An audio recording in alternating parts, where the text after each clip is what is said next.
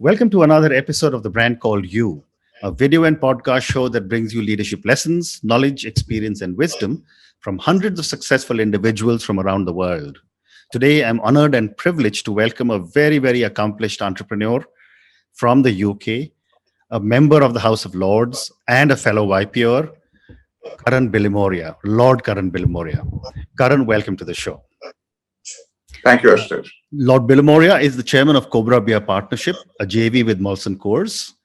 Cobra Beer has been awarded a total of 121 gold and grand gold medals since 2001.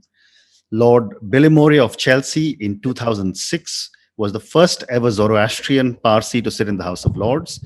He's the founding chairman of the UK India Business Council. He's the chair of several prestigious organizations and educational institutions. And as I just mentioned, he's a fellow YPO member. So, Karan, tell me, what would you say are three key milestones in your life? Looking back on one's life, there are many milestones. To try and pick out three is difficult. And I would say, of course, coming to the UK to start as a 19-year-old changed my life. And the UK has been my home ever since. Right. And education has been a big part of my life, not only the studies that I did in India, going to 7 different schools, going to university in India, graduating at 19, qualifying as a chartered accountant in London, going to Cambridge University and reading law, and then 8 years after starting my business, embarking on lifelong learning, going to Cranfield Business School, Harvard Business School, London Business School, Wow. 2 of those through YPO, so that lifelong learning has continued, then becoming a chancellor of a university and chancellor of another university and a fellow of an Oxford College, fellow of a Cambridge College, chairing the Cambridge Judge Business School. So education has been a big part of my life. And I think, and will continue to. Of course, the most important thing was meeting my wife, my South African wife, Heather, who I met in England 1 year after I started Cobra Beer. And of course, meeting my wife and my family is the most important thing in my life, my 4 children. 3 of them in their 20s and 1 still a teenager. And my family is both in India, my mother, my brother, my uncles and aunts were all in India, and of course my family in South Africa. And then of course Cobra Beer, starting a business from scratch, building a consumer brand that is now, I'm proud to say, a household name in the UK, exported to 40 countries, manufactured in Europe and the UK.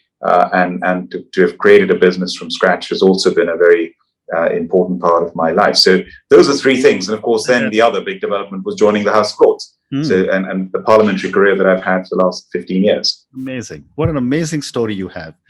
And I wish I had much more time to be able to talk in much more detail. But let's talk first about Cobra Beer. What made you get into beer, and what was the reason behind such a powerful name?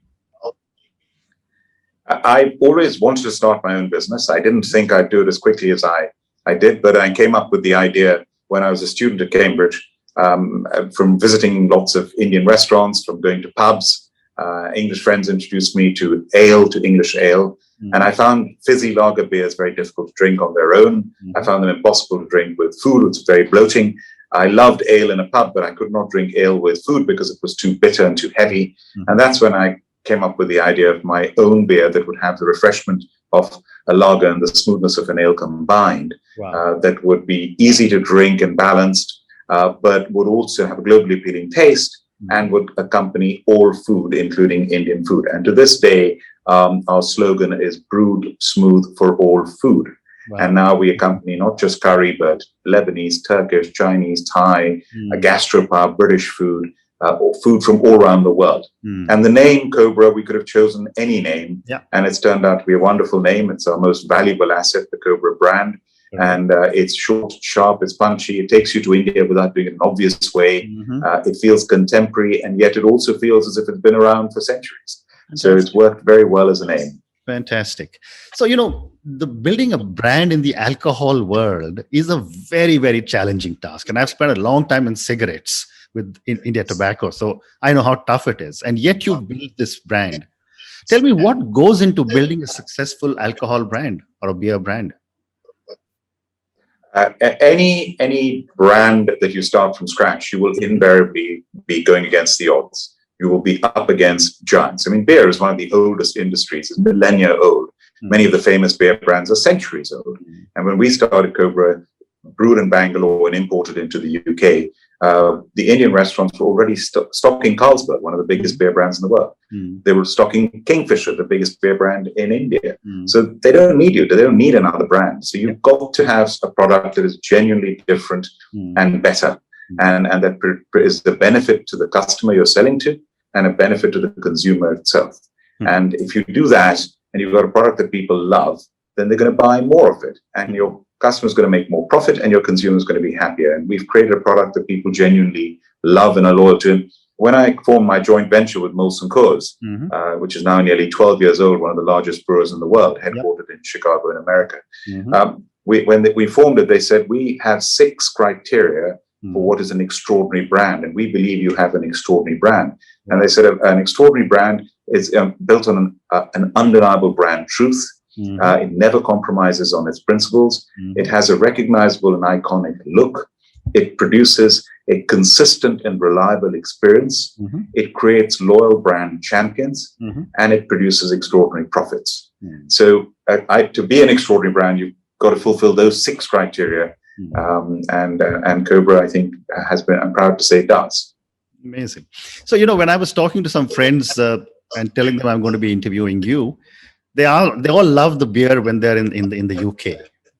And they said that what is it that is different in the beer in UK as compared to what we have in India? I mean, why does the Indian beer make you feel so heavy and bloated?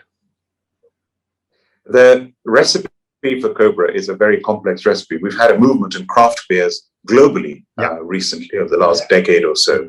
And Cobra really is an ultimate craft beer. Okay. And that drinkability comes from a very complex recipe that I developed with Dr. Karepa, the brewer at Mysore Breweries in Bangalore in India, who I started Cobra with. And he'd been trained in Prague and did a PhD at Prague University. And Prague, of course, Czech Republic, is the home of Pilsner beer. And what we do is we not only produce a wonderful classic Pilsner beer, but we have added ingredients. There's not only malted barley, yeast, water, but we have rice, we have maize, we have wheat. It's double fermented. We have 3 varieties of hops from Bavaria. So it's the intricacy of the recipe and the way that we make it that gives the beer its smoothness, and you never feel heavy. It's very balanced. And for all our viewers and listeners in India, is the same formulation available in the Indian market also? Soon we're going to be relaunching Cobra in India, and I want to make sure it's exactly the same formulation. And the Cobra Beer range, by the way, it's a whole range now. It's the original Cobra, it's non-alcoholic Cobra, it's gluten-free Cobra. We have an IPA, India Pale Ale, called Malabar, off the Malabar coast in Karnataka, with Bangalore, of course, is in Karnataka, say the Cobra originated. And we have our double fermented King Cobra that we produce at one of the finest breweries in Belgium. And I'm proud to say, at Harvard Business School through YP, I remember they said in the class, you must be confident but not arrogant. You must be ambitious but also humble. You must be ambitious. So ambitiously, I say we've won 121 gold medals, and I'm proud of that. We're one of the most awarded beers in the world. Incredible. And in the beer market in the UK, isn't it overcrowded already? It's a very competitive market, and the beauty of the UK as a market is that it has always been an open, outward-looking economy for the last few decades, and that's why it's still the 6th largest economy in the world with only 1% of the world's population. Correct. And when it comes to entrepreneurship, the UK is now considered one of the best countries in the world for entrepreneurship, to start your company, to scale up your company, whatever it is in, including today in tech and fintech. And with the beer market, the good thing about it, the UK, is being open, you have a lot of competition. Anyone can have a go. And I'd rather have an open market where anyone can have a go. And the flip side of that is there's lots of competition, but at least there are no barriers. So anyone can go start a beer brand. And that's why we now have thousands of craft breweries that have sprung up around the UK, which I think is wonderful. Wonderful. And any plans to enter into any other alcohol segment? Yes, we have plans. Watch this space. So we're developing 2 very interesting products. Okay. I hope you're developing malt whiskeys, because that's got big market. In fact, sorry, I correct myself. 3 interesting products. Okay. I'm going to look for those and maybe come and ask you for another interview then. So, Karan, tell me, for someone who left India, was 19, educated in the UK, in India, built such a powerful brand, recognized globally, what are some of the core values you believe in? I found that the surviving through building a brand it's a roller coaster. It's not a smooth upward trajectory. Yes, it is an upward trajectory, but there are lots of bumps in the road, and there's got to be a lot of resilience involved. And an entrepreneur who went to my school in Ooty and also from Hyderabad, where I was born, I met him in the UK with my partner Arjun Reddy, also from Hyderabad, who I started Cobra Beer with in the initial years. We went to see him, and he said entrepreneurs have one characteristic that sets them apart. They have guts. They have the guts to do it when others wouldn't even try. But more importantly, they have the guts to stick with it when others would give up. And that has resonated with me so much, because there are 3 times when I've nearly lost my business in my journey. And that guts to stick with it has been very, very important. And I've found that the crises that hit you, including the pandemic that has hit us over the last year, nobody saw that coming. They come out of the blue, they're unpredicted. It's how you deal with them. And I found that 3 things that get you through a crisis, in my case. One is having a strong brand. The Cobra brand has been very resilient throughout.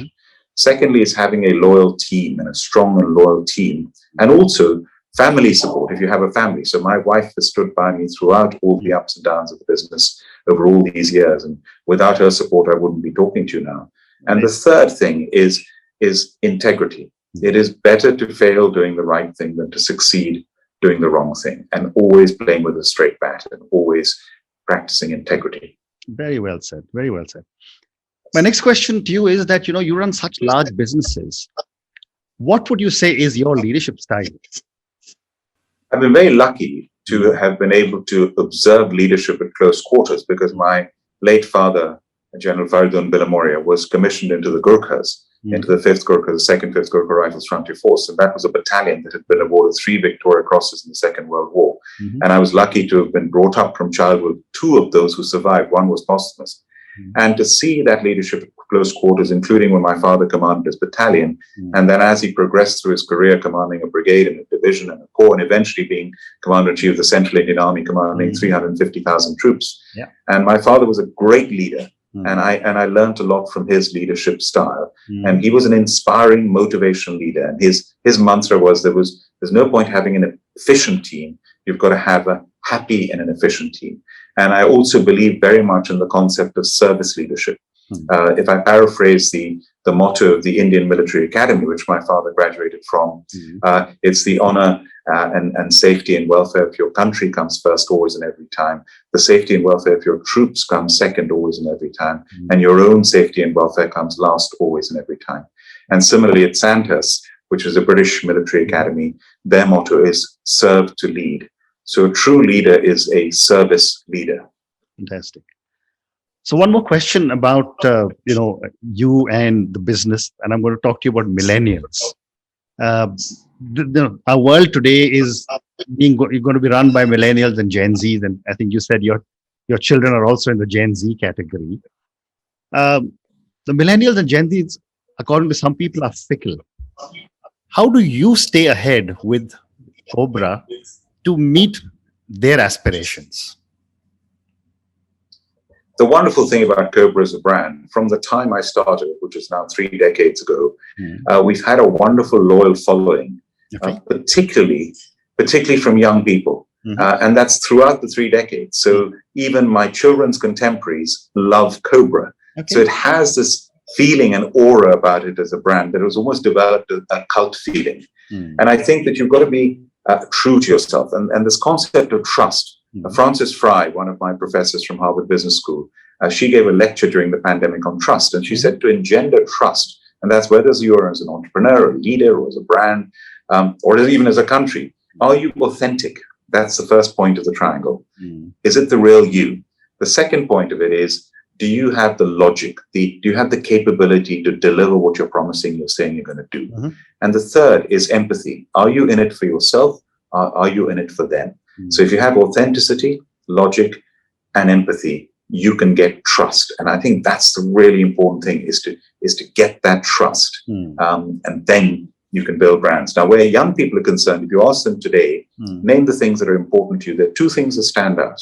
One, the environment and climate change really matters to them. And as president of the CBI, the Confederation of British Industry, our sister organization is the CII in India, their offices in London are based within the CBI offices.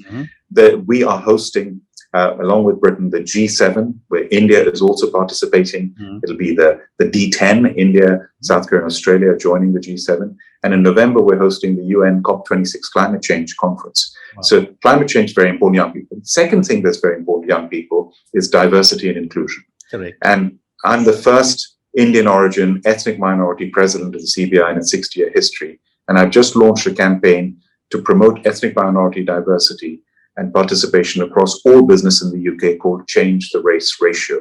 And we've already had many of the top companies, including Deloitte and Viva and BP, Microsoft, who've joined the initiative to champion ethnic minority participation in business. So well said. So well said. I was going to ask you a question on ESG and diversity and inclusion, but you already answered those questions. So I'm going to now move to India and United Kingdom, and you are the chairman of the UK-India Business Council. My question to you is that post-Brexit, how do you see the business relationships between India and the UK growing? I'm proud to have founded the UK-India Business Council, so I'm forever the founding chairman of the UK-India Business Council. And from the time I left India, I've been passionate about UK-India relations. In fact, it's at the heart of me as an individual. I feel equally at home in the UK as I do in India. And it's at the heart of Cobra as a brand. Cobra in many ways is an Indo-British brand. It's a world beer. And that passion for putting India and the UK together has been a very core part of my life. And the UK India Business Council is an organization that champions that. Of course, the UK government has one of the largest diplomatic missions in the world in India. And the potential is huge. But to put this into context, our trade between the UK and India is around £24 billion at the moment in goods and services both ways. Now, if you compare that with China, the UK's trade with China is £100 billion. We've just applied to join the CTPPP, the Trans-Pacific Partnership. The 11 countries that belong to that, the trade is £110 billion. The whole of the Commonwealth, 54 countries, 2.6 billion people, of which India makes up 1.3 billion, half the population of the Commonwealth. Those 54 countries, which includes India, Australia, Canada, New Zealand, and all the other countries, makes up less than 10% of the UK's trade. So the potential to enhance UK-India trade is exponential. So we now have the British Prime Minister visiting India in the early part of 2021, and we're launching the Enhanced Trade Partnership to quadruple our trade to £100 billion by 2030. And I think that's possible. And look at what's happened in the pandemic. We've got the Oxford AstraZeneca vaccine, Oxford University, AstraZeneca, British-Swedish company, headquartered in Cambridge. And who are the partners? The Serum Institute of India, with my fellow Parsis and friends, Cyrus and Nada Poonawalla, the largest vaccine manufacturer in the world with a 1 billion dose contract for the Oxford AstraZeneca vaccine. So the potential is huge and is only going to grow. Very well said. But tell me, I keep wondering, why is it that politicians in India keep going back to colonial legacies? I mean, 70 years, it's over 75 years, it's over and done with now. But what makes us keep going back to it? And I'll ask you to wear your Indian hat. Well, whenever I take any Indian guests around the House of Lords, I always stop in front of a mural in St. Stephen's Hall in the middle of Parliament, in the centre, in between the House of Lords and the House of Commons. And it's a mural of Sir Thomas Roe, the first British ambassador to India in 1614, presenting his credentials to the Mughal Emperor Jahangir. Oh, wow. So that's how far back our relationship goes. And it's a 400-year relationship. And a lot has happened in that time. The key is, I say that looking ahead, there are two countries the UK has a special relationship with. One is the United States of America. There's no question about that. Correct. They are our single biggest trading partner. They make up 15% of our trade. They're a very important strategic partner. We're part of NATO together. We're the second biggest contributor to NATO after the United States. So in every way, America is a special relationship. Our other special relationship is with India. And I think it goes beyond trade. It also goes to security, our armed forces and the partnership.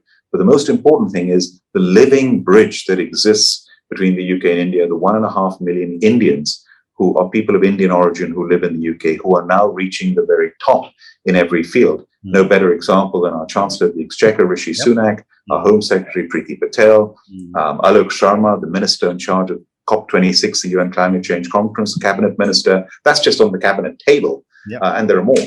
And let alone in Parliament, in both houses of Parliament, let alone in business. Some of our largest businesses and the wealthiest people in Britain are Indians, let alone in the arts, let alone in sport. In every area, they're reaching the top. And they're a real bridge and permanent ambassadors between the UK and India. And I always say you can leave India, but India never leaves you.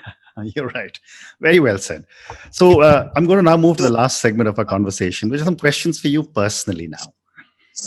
Karan, for someone who has achieved so much in life and who's continuing to do so much more, from where you stand today, what does success mean to Karan?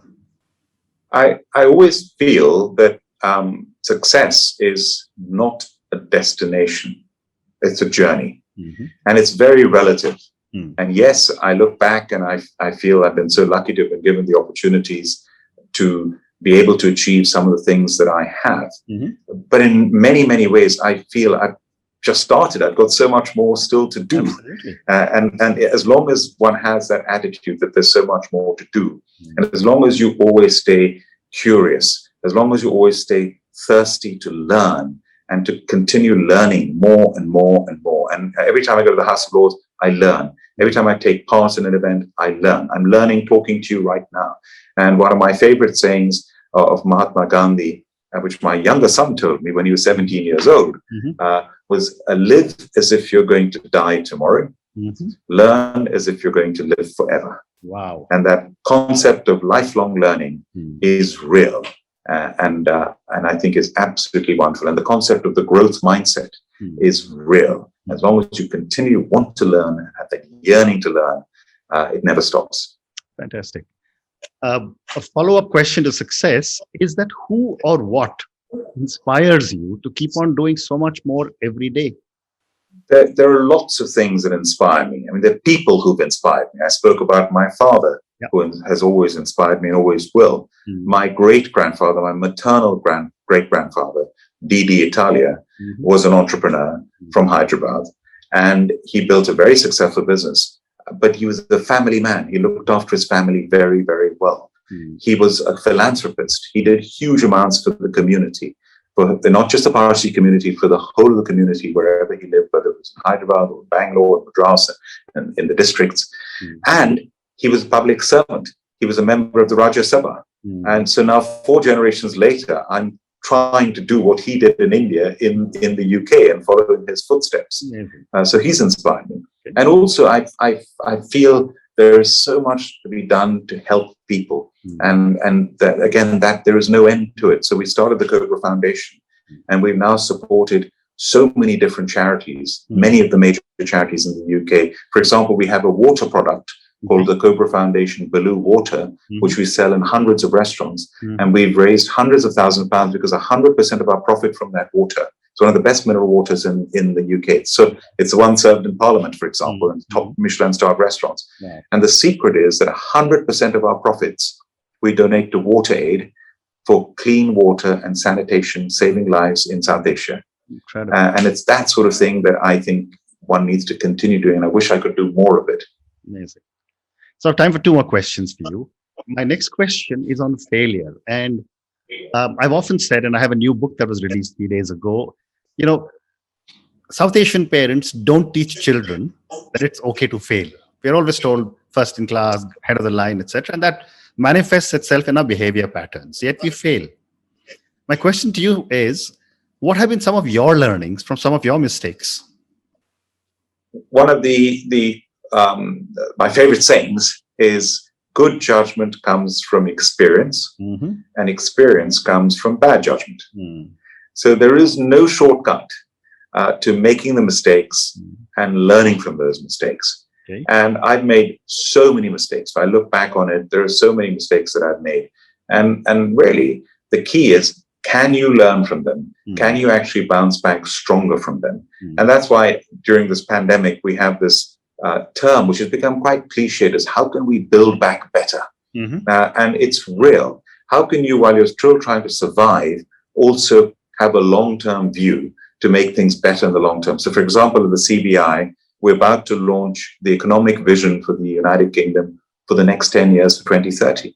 And we're coming up with this vision in the middle of a pandemic. In the Second World War, there was the Beveridge Report that was launched in 1942 in the midst of the war.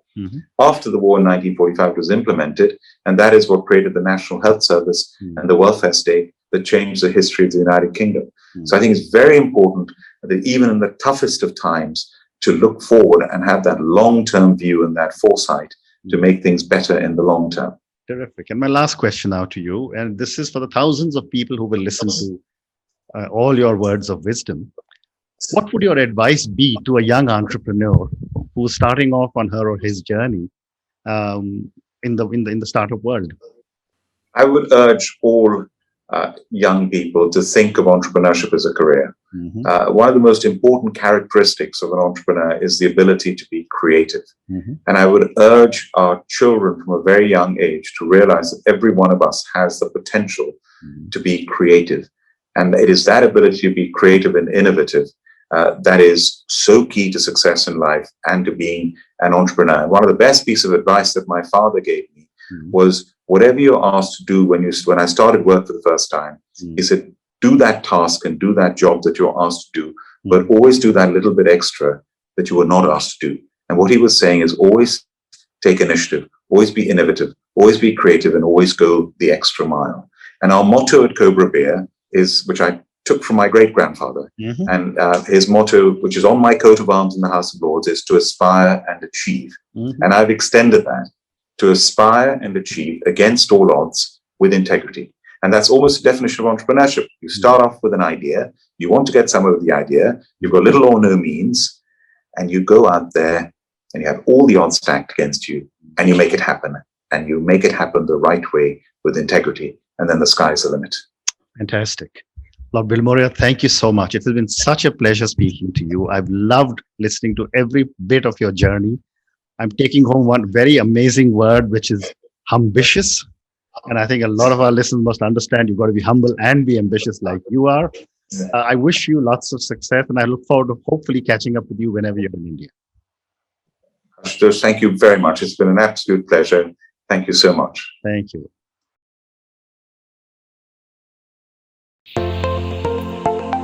Thank you for listening to the Brand Called You videocast and podcast, a platform that brings you knowledge, experience, and wisdom of hundreds of successful individuals from around the world. Do visit our website www.tbcy.in to watch and listen to the stories of many more individuals. You can also follow us on YouTube, Facebook, Instagram, and Twitter. Just search for the Brand Called You.